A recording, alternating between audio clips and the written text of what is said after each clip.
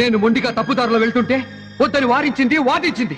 అంతేగాని నువ్వు వెళ్ళడానికి వీలేదని గట్టిగా నిలదీస్తుంటే, నాకు ఎదురు తిరుగుంటే తను మాట వినేవాడేమో.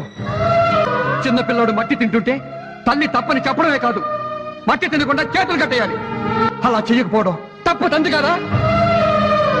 చివరికి నేనే ఓడిపోయాను, తనే గెలిచింది. మా ఒప్పందం ప్రకారం వదిలేస్తా అన్నాను. అంటే తను సాధించిన విజయాన్ని వదులుకోవడానికి సిద్ధపడింది, కానీ కాపురాన్ని వదులుకోవడానికి ఇష్టపడలేదు. అలాంటి భార్యను వదులుకోవడం జీవితంలో నేను చేసిన సరిదిద్దుకోలేని తప్పు. పెళ్ళాం తప్పు చేస్తే ఏ మొగుడు ఊరుకోడు, అలాగే మొగుడు తప్పు చేస్తే ఏ పెళ్ళాం కూడా ఊరుకోకూడదు. నేను చేసిన తప్పు ఇంకెవరూ చేయకూడదని చెప్తున్నాను. నా టెంపో, అహంకారం, అత్యాశ, పొగరబోతాను, పతను. తనది సంస్కారం. ఆ సంస్కారానికి తల ఉంచి నమస్కరిస్తున్నాను.